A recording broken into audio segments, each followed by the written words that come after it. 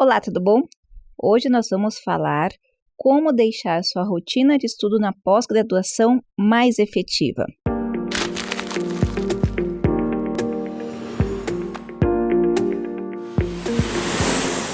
Antes de mais nada, eu já peço que você compartilhe esse vídeo, assine nosso canal, deixe seu comentário, porque isso é muito importante para que a gente consiga acessar o máximo de pessoas produzindo conhecimento científico aberto e gratuito. Contribua com a gente nesse sentido, porque, como você sabe, o YouTube impulsiona esses vídeos. Agora vamos falar do bicho-papão de muitas pessoas, que é a questão do tempo, como eu organizo o tempo. Na pós-graduação, quando você chegar, você vai ser obrigado a cumprir créditos.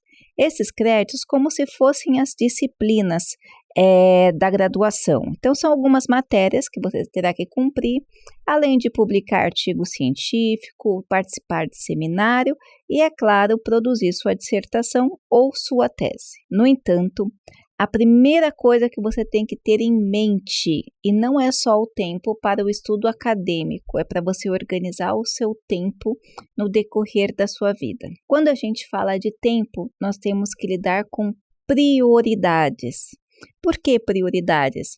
Porque na nossa vida existem muitas coisas a serem feitas. Na pós-graduação, quando você entra, existem centenas de milhares, se não bilhares de coisas a serem lidas, de coisas interessantes, de assunto que você gostaria de pesquisar, de pessoal te passando texto, compartilhando o link de livros, compartilhando o link de congressos, seminários. Então, a organização do seu tempo de uma forma calculista mesmo, de uma forma estratégica, será essencial para que você não fique maluco, para que você não tenha nenhuma crise existencial ou crise mesmo de não conseguir produzir o tanto de demanda que tem. Eu recebo por dia, só nos grupos, dos grupos de pesquisa que eu participo, e agora na instituição que eu estou fazendo esse segundo doutorado, eu recebo por dia mais ou menos uns 20 a 30 convites de congresso, isso por dia, congressos interessantíssimos. Imaginem se eu fosse pensar em todos os congressos. Então, você precisa primeiro tomar muito cuidado com essa quantidade de informação. Faça uma agenda no período que você tem para cursar o seu programa. Se você é um mestrado, a gente está falando ali de 24 meses. Eu aconselho que no primeiro ano você dedique-se ao cumprimento das matérias, vai trabalhando, converse com seu orientador, trabalhem com menor afinco no seu projeto, vai entendendo um pouco mais esse mundo da pós-graduação, vai entendendo os autores que você vai trabalhar, escolher para trabalhar, a linha de pesquisa que você vai trabalhar, para que você consiga dar conta dessa demanda. Então, eu aconselho o primeiro ano de forma dedicada apenas às disciplinas. Nessas disciplinas, provavelmente você vai ter o seminário de pesquisa, que é onde você vai ter que apresentar o andamento da sua ideia de projeto, mas, como eu falei, converse com o seu orientador e aproveite esse momento para lapidar o seu projeto. Se você tiver que participar de seminários ou congressos, escolha aqueles que são mais relevantes para você e se foque no número que você precisa para cumprir esses créditos. Como eu falei, todo seminário, todo projeto, todo congresso que você vai participar, você precisa mandar um resumo, mandar um artigo, precisa estar disponível, participar das mesas.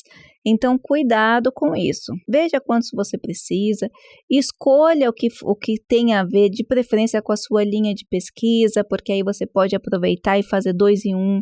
Pode já pegar uma parte do seu texto, ou pode já pegar materiais que você está lendo e produzir textos que vão ser mais úteis para você na construção do conhecimento, e se dedique a isso. No segundo ano, você vai ter que se dedicar muito para escrever a dissertação. Mas se você já cumpriu os créditos, fica muito mais fácil você se dedicar à escrita da dissertação. Então, nesse momento, eu aconselho que você se foque, tire horários específicos para você escrever, dias específicos para você escrever e se foque nos autores e na metodologia que você escolheu, porque também é outro desafio. Quando você começa a escrever, existem tantos textos interessantes, tantas coisas interessantes, tantas as coisas, né, todas as coisas que vão acontecendo ao redor, que pode ser e deve ser muito provável que você perca seu foco. Então, vamos lá. Se a gente está falando de pós-graduação, veja os créditos que você tem que fazer, organize a sua agenda para cumprir esses créditos, fale com seu orientador, organize com ele a questão da forma que vocês vão trabalhar no exercício da dissertação. Separe textos específicos, não fique buscando toda hora mais e mais textos. Vá buscando mais textos e autores na medida que você vá precisando, ou tem aquela base para você trabalhar e trabalhe em cima daqueles textos para você não ficar maluco.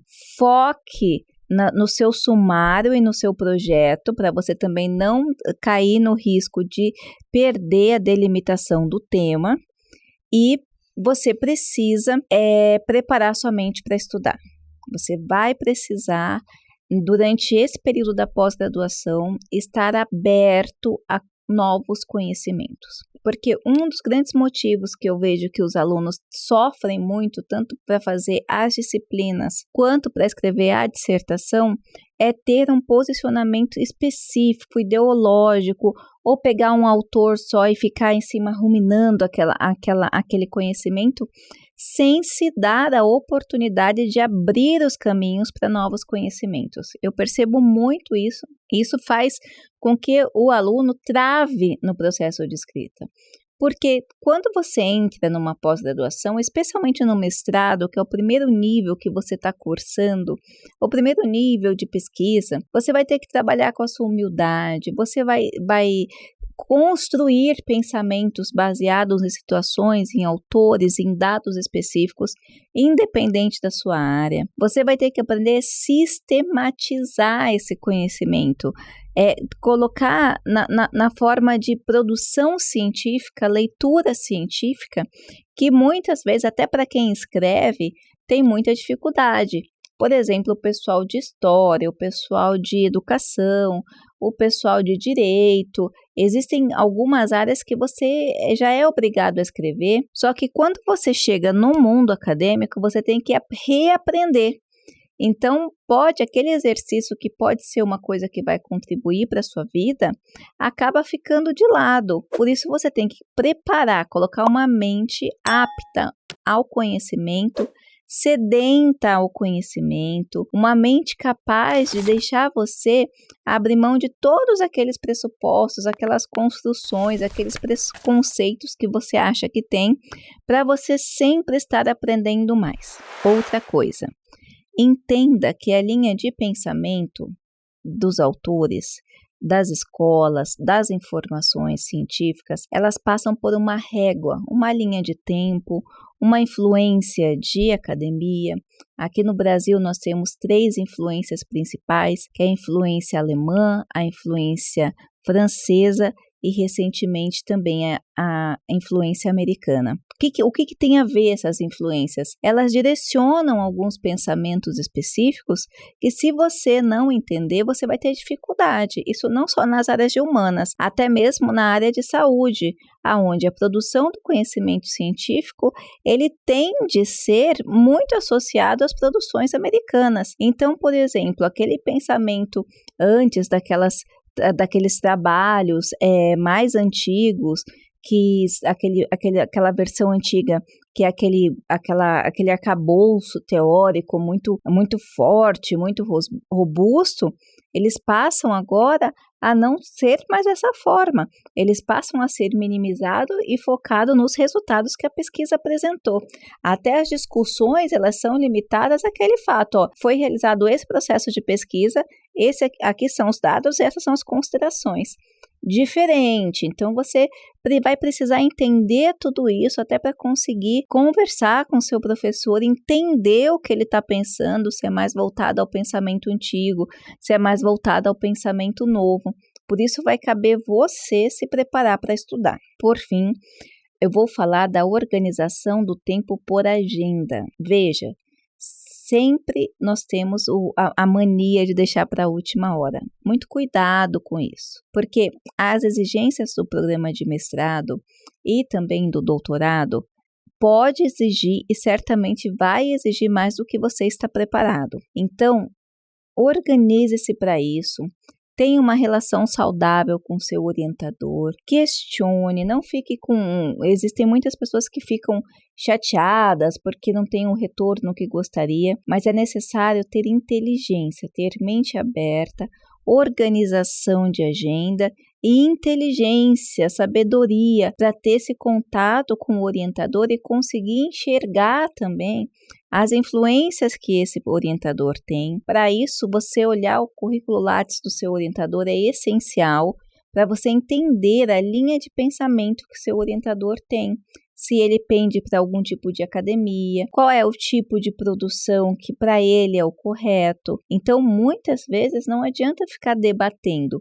Muitas vezes você vai precisar se organizar e ser uma pessoa muito aberta para poder entender o que o outro está lhe solicitando. Esse é um processo que vai ser essencial na sua organização de tempo. Aí você pode me perguntar, mas professora, o que uma coisa tem a ver com a outra? Você depende da agenda do orientador. Você vai depender que ele aprove aquela sua produção para ele poder te encaminhar para a qualificação e depois para a defesa. Então, você vai depender diretamente desse olhar do outro sobre você. Se você é uma pessoa que tem mais dificuldade ou vai ter mais dificuldades em alinhar esse processo, então você vai precisar de mais tempo. Se você é uma pessoa que não tem tempo, alinhe esse processo de visão. Aí sim você vai conseguir terminar o seu mestrado de uma forma melhor possível e aprendendo mais, sedento pelo conhecimento. Eu espero ter ajudado. Não se esqueça de deixar seu like, se inscrever no canal e compartilhar esse vídeo. Um grande abraço!